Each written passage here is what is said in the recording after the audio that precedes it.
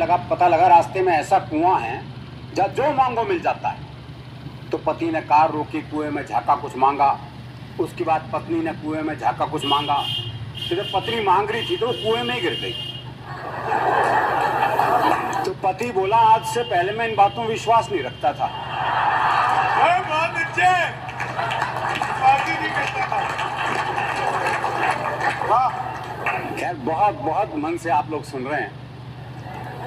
मुमताज नसीब ने क्या बढ़िया पढ़ा है। एक सूचना दे दूं कि मुमताज नसीब की पेन ड्राइव यहाँ उपलब्ध है। आप वो निश्चित रूप से सहेज के रखें। कितना मीठा स्वर है उनका। कार चलाते हुए कभी एकांत में सुनने का मन करे तो उस पेन ड्राइव से आप उनके गीत गज़लों को खूब सुन सकते हैं। $10 मात्र कीमत है। प्रचार के लिए मेरा कमीशन है उसमें, तो इसलिए मैं विशेष रूप से प्रचार कर रहा हूँ, क्योंकि 2 पैसे मुझे ही मिल जाएंगे। तो वो अवश्य खरीदिएगा। बाद में आप मुमताज जी के पास हैं, और नहीं तो सुभाष जी से पता कर लीजिएगा। विज्ञापन खत्म। बाकी में क्या मीठा स्वर है। मुझे तो एक शेर याद आ जाता है इनका जब स्वर सुनता हूँ कि इस मधुबन की रात में सुन तेरी आवाज, मन रविशंकर हो गया तन बिरजू महाराज।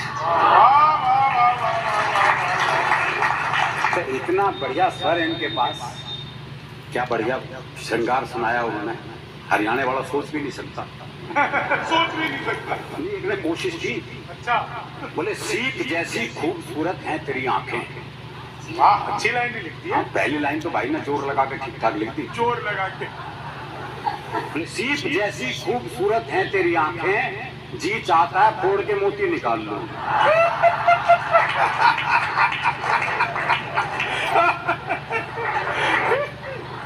तो बाद में तो हरियाणा का आदमी प्रैक्टिकल हो जाता है। तो हमारे प्यार का मामला अलग है, उस पर बाद में बात करेंगे। दरअसल वैसे भी कोरोना काल ने 3 साल हंसने नहीं दिया। बहुत बुरी स्थिति रही 3 साल। सबसे पहले कहा गया वर्क फ्रॉम होम। बताओ हम कैसे करें। तो सुभाष जी, मैंने वर्क फ्रॉम होम के तहत घर पर ही कविता सुनाई। अच्छा, ना कोई हंसा, ना किसी ने ताली बजाई, और ना ही कोई पेमेंट जेब में आई।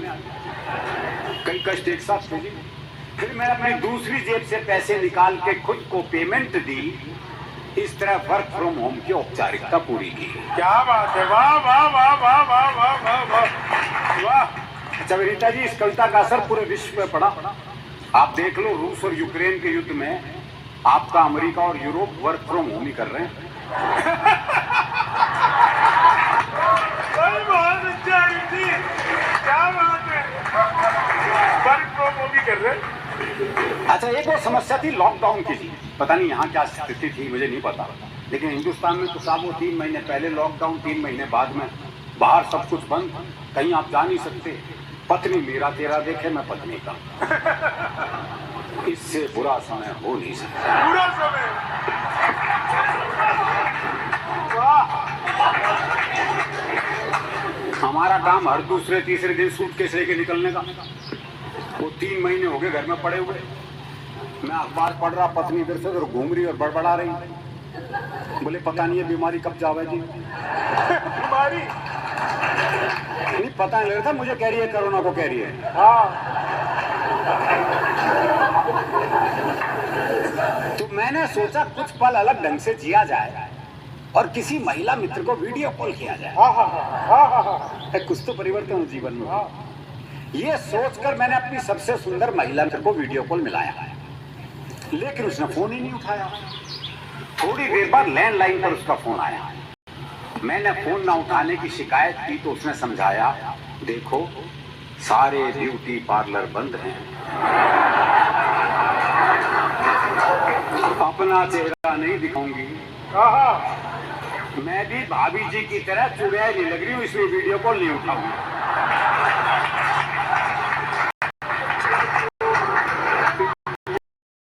पता लगा रास्ते में ऐसा कुआं है जहाँ जो मांगो मिल जाता है। तो पति ने कार रोकी, कुएं में झांका, कुछ मांगा। उसके बाद पत्नी ने कुएं में झांका, कुछ मांगा। तो जब पत्नी मांग रही थी तो वो कुएं में ही गिर गई। तो पति बोला, आज से पहले मैं इन बातों में विश्वास नहीं रखता था।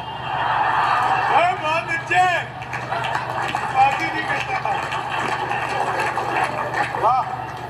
खैर बहुत बहुत मन से आप लोग सुन रहे हैं। मुमताज नसीब ने क्या बढ़िया पढ़ा है। एक सूचना दे दूं कि मुमताज नसीब की पेन ड्राइव यहाँ उपलब्ध है। आप वो निश्चित रूप से सहेज के रखें। कितना मीठा स्वर है उनका।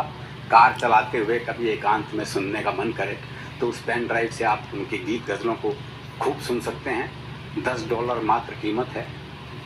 प्रचार के लिए मेरा कमीशन है उसमें, तो इसलिए मैं विशेष रूप से प्रचार कर रहा हूँ, क्योंकि 2 पैसे मुझे ही मिल जाएंगे। तो वो अवश्य खरीदिएगा। बाद में आप मुमताज जी के पास हैं, और नहीं तो सुभाष जी से पता कर लीजिएगा। विज्ञापन खत्म। बाकी में क्या मीठा स्वर है। मुझे तो एक शेर याद आया था इनका जब स्वर सुनता हूँ कि इस मधुबन की रात में सुन तेरी आवाज, मन रविशंकर हो गया तन बिरजू महाराज। तो इतना बढ़िया स्वर है इनके पास। क्या बढ़िया श्रृंगार सुनाया उन्होंने। हरियाणा वाला सोच भी नहीं सकता। सोच भी नहीं सकता। एक ने कोशिश की। अच्छा। बोले सीख जैसी खूबसूरत हैं तेरी आंखें। वाह, अच्छी लाइन लिखती है। पहली लाइन तो भाई ने जोर लगा के ठीक ठाक लिख दी। जोर लगा के। बोले सीख जैसी खूबसूरत हैं तेरी आंखें, जी चाहता है फोड़ के मोती निकाल लूं।